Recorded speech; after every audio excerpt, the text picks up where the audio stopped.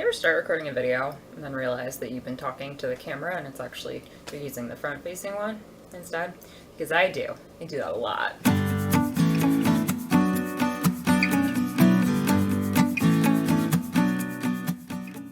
Hey whoever's out there, I go by Logan and I'm currently reading The Dirty Book Club by Lacey Harrison. Want to know why I'm reading this?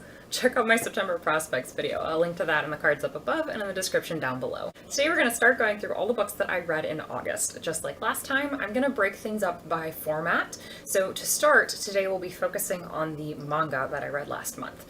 Honestly, because I'm still trying to figure out what I think about some of the traditional novels I read, so this was easier to jump into. As always, if you're interested in a particular title and want to skip around, you can check out the specific timestamps listed down below in the description. We'll start things off with the dud, just to ease into it a little bit, and that was Volume 1 of QQ Sweeper by Kyusuke Murome. Concept-wise, this is a really cool idea. The gist is that high school-aged Fumi stumbles upon an organization of people who call themselves sweepers, with a capital S. Whatever. Sweepers protect other people by cleaning their souls. So in the first volume, for instance, we encounter a character who's struggling with elements of depression and guilt and blaming himself for failures that really weren't all on his shoulders, but that's how he feels and how he's internalizing them. These dark thoughts open up a person's soul to critters. They manifest as bugs, but basically they're these dark, evil creatures that sort of worm their way in through the cracks in a person's psyche at moments of weakness, I guess, and threaten to take them over.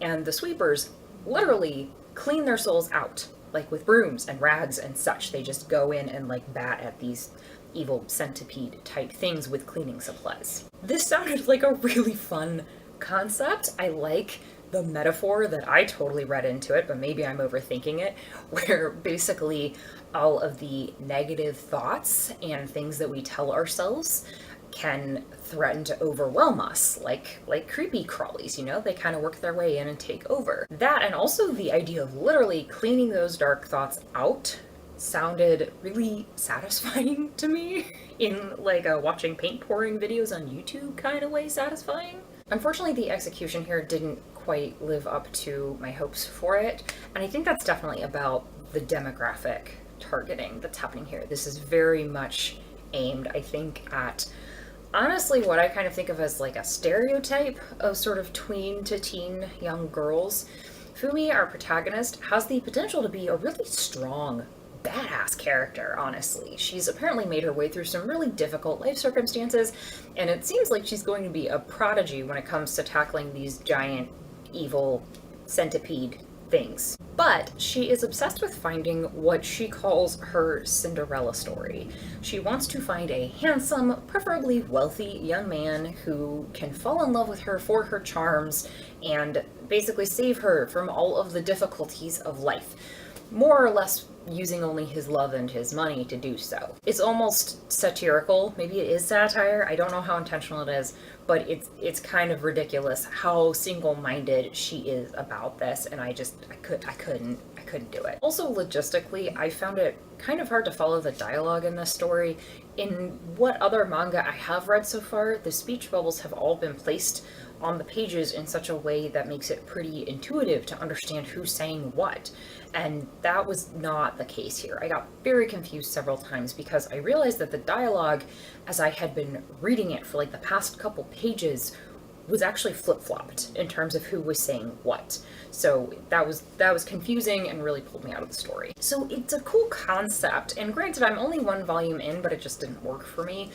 If you know for a fact that you're really into shoujo manga, which we'll talk about that in a second if you don't know what that means, but if you know for sure that's your cup of tea and you don't mind stuff like a protagonist who's obsessed with finding her Prince Charming, then go for it. You might find this fun. Just know that if you're new to this medium, as I still am, this wasn't the most approachable formatting-wise. Just my personal thoughts. This next one was pure nostalgia. As a child of the 90s, I figured that I couldn't start reading manga and not pick up Sailor Moon Volume 1.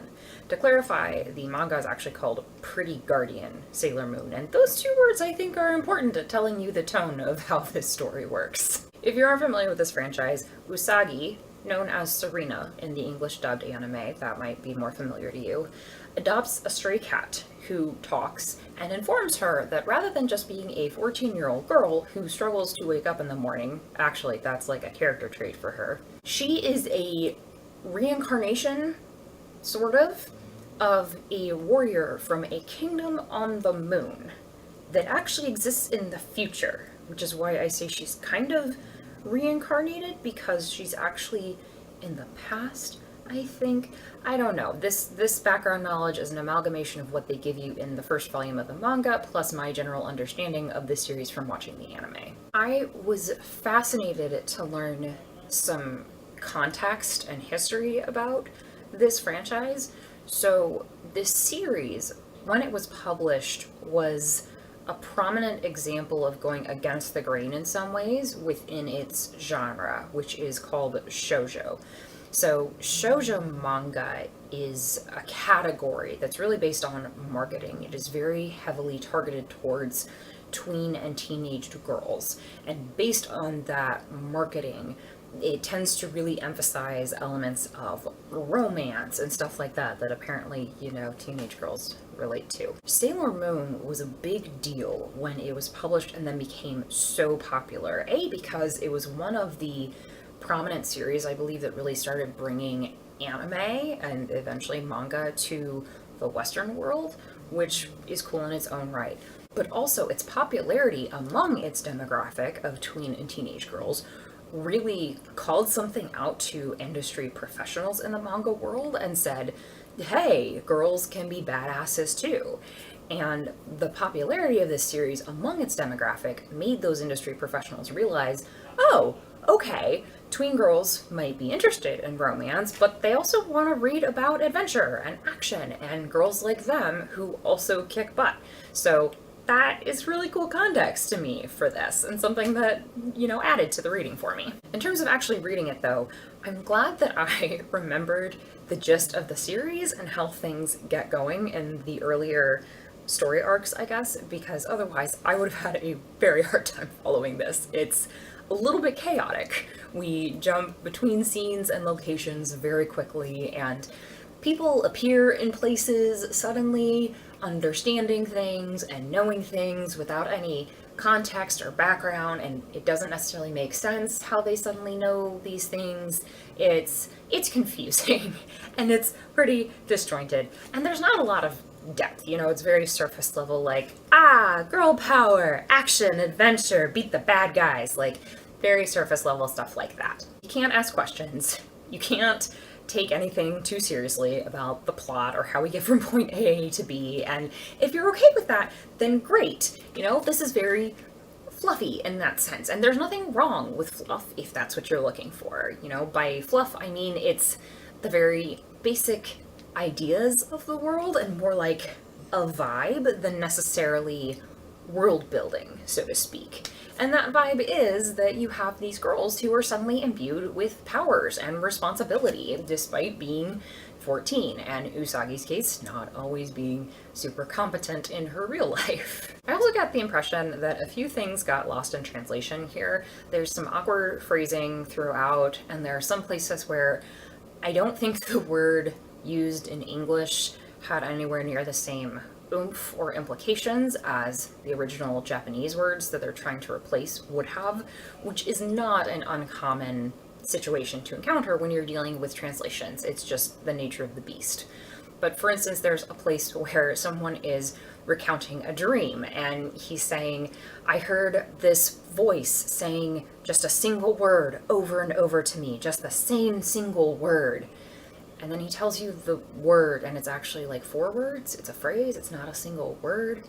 So these were just some things that stuck out to me as somebody who studied languages in college. It seems very much like translation issues, which again is just a hazard of reading something in translation. So if that doesn't bother you, no big deal. And if it does bother you, then maybe this context will help you understand a little bit. As I said, this was nostalgic, it's fun. I'm not taking it too seriously. My library has only volumes 1 and 2, and then it skips ahead to like 12. So I'm reading volume 2 right now, actually. And I am enjoying this, but I'm not sure that I'm gonna try super hard to find the next volume since it's not at my library. I'm not that invested, but it's been fun to revisit. It, like I said, it was fluffy. Do with that what you will. Speaking of fluff, next we'll touch on Volume 1 of Cheese Sweet Home by Kanami Kanata. This is about a kitten who gets separated from her mother and siblings while out and about and around town, and it's terrifying there for a couple frames because the world is scary when you're a tiny little kitten and you don't know anything about cars or dogs or anything of that nature, and everything is bigger than you. But a kind family with a little boy find this kitten who they wind up naming Chi for actually really funny reasons if you read. And they bring her home, theoretically to find someone to take her in because they can't keep cats in their apartment. This was sweet. I was having a really bad day when I read this, so I intentionally picked it up because it was 1 a.m. and I was too much in a funk to go to sleep. So I decided to just grab something that would pull me out of my brain because I tend to spend a lot of time stuck in there. And this was really good for those purposes. It's simple, it's straightforward, it's sad if you think too much about it. She keeps remembering her family all of a sudden and saying, "Mama, I lost my mama. I need to go find my mama." And then she starts going to find her way out of the apartment to go find her mama, but then she gets distracted by being hungry or curious or just feeling warm and safe in this apartment that she's in, so she just kind of falls asleep where she is. So it's sweet because this family is making Chi feel safe and comfortable, and that is lovely. But if you think about it for too long, it's also a little bit heartbreaking because she still lost her family and they're probably worried about her too. Did I mention that I'm a bleeding heart who gets overly attached to animal characters? Because that's probably worth mentioning here. This is a very quick read. It is not super text heavy. We're mostly going off of graphics with just very few little comments here and there. If I have any regrets at all about picking this up, it's only that I grabbed volume 1 alone at the time, and this goes so quickly because there's not a lot of text or complex content. So fortunately, my library does have a better selection of these than it does of Sailor Moon, so I'll be picking this up a couple volumes at a time from now on, and I think I'll be holding on to them for when I really need a pick-me-up. It serves really well for that purpose. We're working our way up out of the fluff. Next up is Our Dreams at Dusk by Yuki Kamatani. This manga centers on Tsuku, who is a high school student and he's the new kid in town. When our story opens, Tsuku believes that he has just been outed as gay at school, and he's considering taking his own life in response. So when I say that there are content warnings for suicidality with this, just to be clear, I mean that on page 1, Tsuku is literally standing at the edge of a cliff and thinking about jumping. So, reader beware, know your triggers, it's where we start. Tsuku is more or less distracted, I guess, from this moment of contemplation by a mysterious woman who he goes chasing after. He sees her in the distance and bolts. And honestly, it reminds me a lot of Alice chasing the White Rabbit. In following this woman, who by the end of the volume we still only know as someone, like with a capital S, that's what they all call her, Tsuku comes across a community drop-in center and meets a number of other people who have found a place of sorts at this center and work to do among the projects that it undertakes within its local community. This is a group of open, welcoming people who accept Tsuku right off the bat, no questions asked.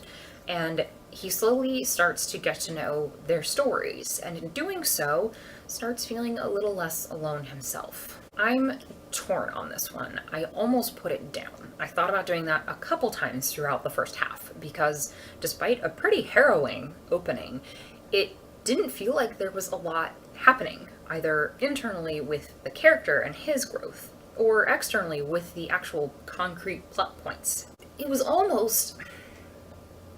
I want to use the word ethereal here, but I don't think I mean that with the magical connotations that word usually has, except it also is kind of mysterious because we have this woman named someone going on here and we're not sure what's going on with her. Maybe what I'm thinking is intangible almost, like the story is more like just this veil of the colors, but we don't get a whole lot of substance or detail to what's happening. This is all a very abstract way of talking about this. It did eventually win me over, though. Once we get past the halfway point, we move beyond just the mystery of someone, and instead we start getting glimpses into the lives of some of the other members who work at this community center. And as we get their backstory and what's going on with them, we also start to see some awakening, kind of, in Tsuku as he starts realizing, oh, some of these people are queer, actually, and they're totally okay with that, and they accept one another for who they are, and that's not an idea that he has himself ever been exposed to before, which, you know, makes sense given the context of how our story opened and how devastating it was for him. So I did finish, and by the time I did so, I said, okay, you won me over. I'll read volume 2. I'm on board, I'm interested, we have moved beyond the mysterious shtick with someone, and I'm here. Let's go. Let's keep going. I'm invested. And then I realized my library only has volume 1. So I'm stopping here for accessibility reasons, but it was different and it grew on me, and I also appreciated that the author themselves is non-binary. So this is a story of coming out and coming to terms with being queer in the context of Japanese culture, and it is being told by someone who has actually experienced that process in some fashion firsthand. So that in of itself, to me, made this a worthwhile read. Like I said, I enjoyed volume 1, and maybe volume 2 will mysteriously appear in my library's rotation. Moving on, we have volume 2 of the Saturn Apartments series by Hisai Iwaoka. I talked about volume 1 in my July wrap-up. I'll link to it up above and in the description down below in case you're interested. The basics are that we are in a distant future and humans no longer inhabit the Earth. Instead, all of humanity exists within a ring-shaped complex that surrounds the atmosphere of the Earth. And people live within this complex in a very stratified society. The lower classes live on the lower levels, down closer to the Earth, where things are cramped and dark because they're constantly facing the Earth, so they don't get a lot of direct sunlight. And it feels very much like living in an overcrowded city. There's no sunlight or grass or nature of any kind. Meanwhile, society's elite live up in the upper levels, which is really kind of the outer levels if you think about it, where the ceiling is transparent and they have sunshine streaming directly into their homes, and there's lots of space and room and luxury and wealth. Our protagonist, Mitsu, continues his work as a window washer in volume 2, peeking into the lives of people at various levels of this society. Literally, as he's washing windows and he can see inside to their lives. The things that I liked about this story are still there, and my caveats still stand. This is a slow-paced, introspective story. If you're not up for character-driven works, this probably isn't for you. That said, I do think that the scope of Volume 2 is a little bit deeper compared to Volume 1, and that we spend more time with Mitsu's own inner experience, and how he's trying to establish a sense of meaning and self-worth in this society where it's so easy to feel small and insignificant. He's very concerned with trying to live up to the image that other people have of his deceased father and trying to fill his father's shoes. And I also feel like there's more attention paid to the ways in which the little things that we do can have ripple effects and impact others for the better. So despite feeling really small, Mitsu does some pretty big things for people in what starts as small actions that he's taken without thinking about it, which was a cool shift in the dynamic to start to see. So I'm enjoying this. This felt similar enough to Volume 1 that it wasn't jarring. I got exactly what I was expecting, but a little bit more. And it also feels like we're growing. Mitsu is growing. The ideas that the series is looking at are growing. The problem now is that, just take a guess, my library only has the first 2 volumes, and I really want to continue with this series. It does look like they pop up on thrift books, and the series is old enough that if I buy them piecemeal and in used condition, they aren't going to break the bank. So These are probably going on my wish list for some time down the line. The last manga I'll talk about is a staple among fans of this medium, and I'm only one volume in, I think I get it. I think I understand why this is such a staple. This is The Fullmetal Alchemist by Arakawa Hiromi, and it follows a pair of brothers named Edward and Alphonse who live in a world where certain individuals can use alchemy, which is a form of magic that centers on altering the natural world using an equal exchange of matter. You have to give something in order to get something. The brothers have a reputation. Edward is a powerful alchemist employed by the government, so they're kind of traveling around and encountering all sorts of, they feel like mini bosses and different situations, both through their own questing for a thing that they need, but also because Edward is on assignment sometimes. The pair is also unique in that they've also both lost a great deal by dabbling with alchemy when they were desperately trying to reclaim their mother who had passed away.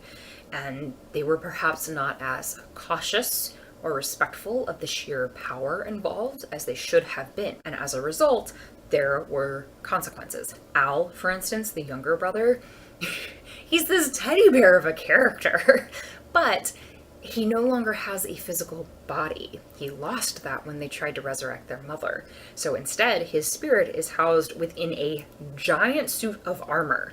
He's this cinnamon roll of a character that looks like a literal tank walking around. This adds a lot, by the way, to the physical humor of the story, which I'm gonna go ahead and guess is going to continue to be a standard element throughout, and I'm totally cool with that. It's done very well. Something I really love about this story so far is the sibling relationship between Edward and Al. This is technically a spoiler, but probably not if you've heard anything at all about this series, so I'm just gonna say it. If you're concerned, skip ahead like 30 seconds.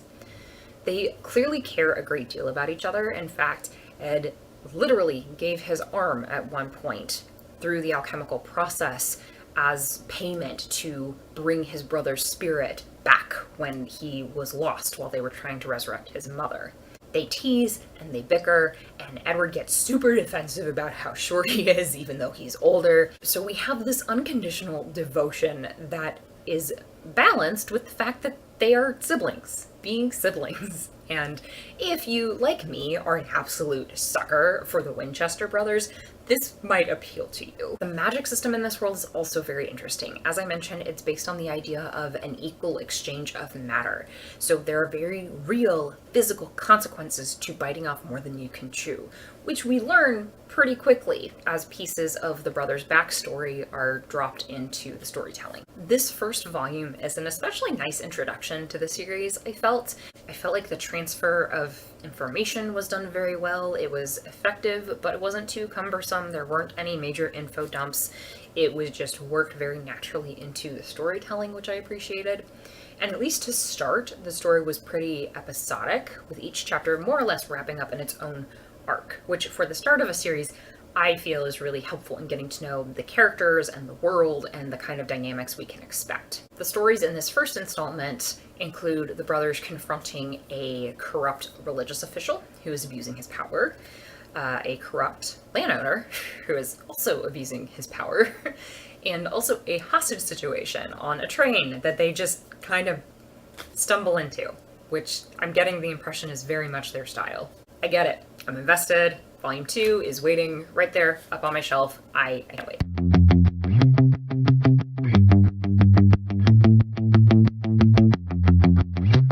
Alright, that is 6 manga down, 6 novels, and 6 graphic novels left to go. Isn't that nice? By the way, my reading broke down very symmetrically last month. It wasn't intentional, but I love it.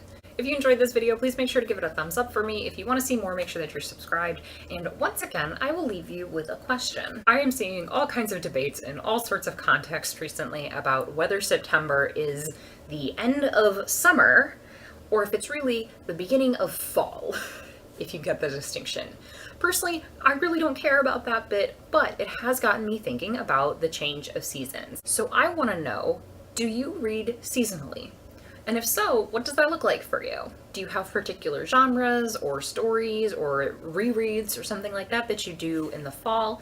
Is there anything in particular that you're looking forward to as the seasons do start to change? Let me know down in the comments. Thanks so much for hanging out. I hope you read something great today, and I will see you when I see you.